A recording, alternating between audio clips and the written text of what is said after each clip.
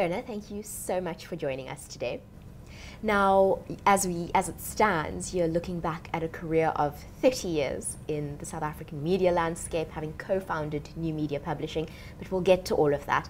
I want you to take us back to 85, and you're the first woman, help me with that title, the first woman chief sub-editor at the Burger newspaper. First female chief sub-editor at the Burger newspaper, that's right. Talk to us about that. Wow. Yeah. You know, when I became a reporter and I was studying journalism at Stellenbosch University, we had a lecturer that was a chief sub-editor, and he always talked about those times, and with such you know, enthusiasm and passion that I always thought, wow, that would be quite a great job. So I did my first 2 years as a reporter, and then actually moved to the sub office and happened to move, as they call it, or did call it in those days, around the desk fairly fast. So I was lucky and became the first chief sub-editor. It was an interesting time because it was the year that the first state of emergency was declared, so a very difficult time, and I often found myself in quite a political you know, hard space where I didn't necessarily agree with the politics of the newspaper at that time, yet it was an Afrikaans newspaper and I wanted that experience desperately to work on Afrikaans paper. Were you aware of the fact that you were the first woman in this position? Was it something that played on your mind when you were at work every day? Well, I mean, we were quite a number of women in the sub office, so it wasn't as if I was completely in a men's world. You know, I was surrounded by other women, and there were some seniors to me that were mentors for me. So so I didn't, you know, necessarily. I mean, you just do the job. You don't really think about, you know, oh, I'm a woman in, you know, in a job that was traditionally a man's job. Mm. Now, you've said in interviews before that when it comes to women in the workplace, you're all for equality. You're not going to pass up a position, you're not going to pass up a man for a position just because he's a man if he's talented and capable. Talk to us about that thinking. It would be so interesting to hear your perspective on that. Yeah, I think people, it's about people that can do the job, you know, and I think that people should have equal opportunities. I mean, now we sit with different issues, you know, it's not just about women and men anymore, it's about, you know, making corrections to where there was discriminated against people in the past. And I think that what happened in newspaper journalism for a very long time is there was a glass ceiling. There's no doubt about that. I think that isn't there anymore. I mean, you find that you have a CEO of Media 24 that's a woman now, you know, so that has changed completely. But in the first place, you've got to be able to do the job, and then, you know, opportunities open up. Now, let's move on a little bit to 1988, where you are the editor of De Cut. Talk to us about your time there. Is there anything that sticks out for you, looking back now? Yeah, I was quite young, probably too young when I became the editor. I was 31 years old, and it was a big job, in the sense that I've never edited before, obviously, and to be a magazine editor. And it was a small magazine, but quite a different kind of magazine, so there were not many role models before me. I was lucky enough that the editor before me, Irna van Zyl and Joan Kruger, who was editor of Roy Rooser, acted with Willem de Klerk, F.W. de Klerk's brother, the more liberal one of the two. They acted as a panel for me, an advisory panel, and that did help me quite a lot. But it was exciting, and I've learned a hell of a lot in a very short space of time. Now, I don't know whether I'm just sort of projecting this, but I do see almost a parallel between that big, beautiful, visual piece of work to the work that's published by New Media Publishing at the moment. Is this a thread that you've drawn through your work, or am I just making this up?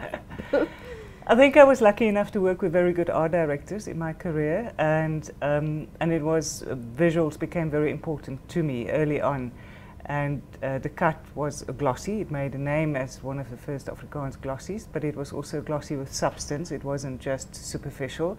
It had, you know, I mean, we published one of the first stories, in-depth stories of the guys that went to visit the ANC in Dakar. So it was, you know, a magazine that had a political awareness of its time and was open-minded, you know, about that. So it wasn't just about beautiful visuals, but I think that, to me, magazines specifically, and now I think newspapers have become more like magazines, but magazines specifically is about the visual thing. It is that tactile thing that you feel. It is about using pictures and creating beautiful design to communicate that, you know, visuals and the content. But to me, magazines are far more than just visuals. It's also about the words and the way that words are written and the quality of that.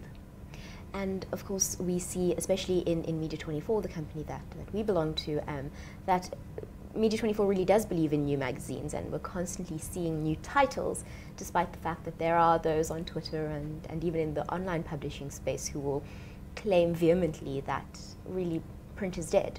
But you don't believe that. Well, I can't imagine that you believe that. No, I don't believe that. No, I think there will always be a place for print. I think that print has seen a diminishing in circulation, 10-15% possibly. But it's, I think, just a shakeout, you know, of how people consume media. And I think that alongside the social media and the internet and those kind of things, there will be a place for, specifically for magazines, because of that experience, that luxurious experience of, you know, it's me time, it's my magazine, I relax with it. There's not a lot that can compete with that. Speak to us about the co-founding of New Media Publishing. Yes, it was an interesting time. I mean, we were 3 people that worked together in an environment that was quite unsatisfactory at that moment, and we decided, well, we want to have our own destiny in our hands. So we took the brave step to say, well, let's start our own company. The very brave step. Yeah, I think when you're, you know, in that, you don't really think of it as brave. You think of it as an inevitable next step, which is more or less what it was. We were lucky enough to have worked with contract publishing for Ackermans and Old Mutual at that time, and we were doing a restaurant guide. So I had experience in that, and my co-founders, John Silos and Naomi Hasselman, were advertising salespeople, and I was on the editorial side.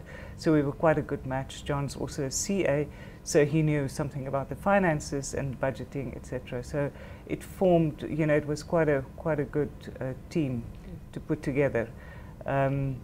And so we started off as a custom publishing company that also were publishing then niche titles like a restaurant guide such as Eat Out, which we started, and selling advertising space for other magazines.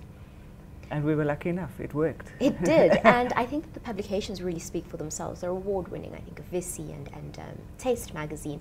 But I want you to talk to us about the work environment at New Media Publishing. It's really been touted as the place to work, where the employers trust the employees with their time and their creativity. Last night I was chatting to a friend over a glass of wine who said that she would love to work there because it's almost like the Yahoo of you know, the South African working space. Yeah. Was that a conscious decision? Did you set out with your team to make that type of environment? Yes, I think when we started, you know, when you're small, you are you have an entrepreneurial spirit. It's just there. You're small. It's easy to manage. And when we set out, we said we wanted to do 2 things. One is we wanted to produce quality magazines, or quality work. It became later on. It's much more than magazines now. And we want to do it commercially, so it has to be at a profit. You know, that was important. But we also wanted to create a culture that is different from a big company. And I think we tried to do that. We didn't necessarily achieve that till we appointed an MD, who is Bridget McCarney, 12 years ago. She's still the MD, and she actually does believe in culture that can change the workplace and can actually have an influence on the profitability. So in the last couple of years, there's been a lot of work done around culture. And one of the latest things in the company is flexible hours, you know, so that there's no clock watching and everybody is trusted with the responsibility that the job will get done. It doesn't matter when they work or how long they work. And interestingly enough, I think people possibly end up working later hours because they so want to prove that they can do it, you know. But so many people, especially women with children, has been extremely grateful for this opportunity and has said it changes their lives because they now can go and meet their children after school or at daycare or whatever, and arrange their life differently with the flexible hours. And I can imagine the sense of ownership that it allows somebody working at New Media Publishing, for instance, to know that this project is theirs and they're trusted with it. I'm sure that that's part of it too. Yes, I think so. I think you take pride in a company that looks after its staff in that way and that trusts you with responsibility. Then you actually want to prove that that was the right thing, the right step. Now, Irna, you've spent the last 30 years very busy working in a media environment that at times has been politically tumultuous and at times has had no money and at times has had some money and then gone back to having no money. Oh, absolutely. And looking back on all of this now, does the idea of retirement frighten you in any way? I know that many News 24 viewers have expressed to us when we've spoken about retirement that it's not often a money issue that's frightening, but it's the emotional issue. It's the idea that I was tied to something for so long and loved it, and now I'm walking away. I think I'm lucky because I'm doing it a little bit in steps. So I am still a consultant in media, which takes me back to the office about once a week, or maybe next week I'm sitting in budget meetings, so that's unfortunately going to be more than once a week. But so that helps with the emotional issue. So it's not as if it's suddenly one day it's done and there you go, off you go with your little box full of goodies. But to me, I'm interested in doing other things with my time, which is why I say I fired myself from New Media, retired prematurely. I have always wanted to write books. That's the reason why I became a journalist in the first place. And I have never offered myself the opportunity and the time to do it in. So this is what I really want to try and do now and see if that, is a new career almost. So it's not as if I'm going to sit at home and just play golf and work in my garden. I would like to do that too. As lovely as that sounds. Yeah. So, yes, so I think retirement is in your head. I think it's what you make of it in your head. And hopefully my head is positive and I feel very happy about this decision. So where can we keep up to date on what you're doing and any new projects you may have? Or do you want us to leave you alone? Because that's fine, that's fine too. I think I want to be left alone for a little while. But I am, one of the goodbye gifts that I got was from our digital team. They gave me a website already designed and everything. So I haven't populated it with content besides the content they've put in, but it's www.irnavanzyl.com.co.za. I think it's a brilliant gift, and so I'm looking forward to hopefully write a blog and upping my social media tweeting and so on. So, but in the meantime, we can find you on Twitter. You can find me on Twitter, yes. And you'll find me in my study, hopefully. Or you won't find me in my study, I'll be hiding. We're so grateful that you took the time to speak to us today, and we're even more grateful for 30 years of a really inspiring career. Thank you. Thanks, Teresa. Thank you.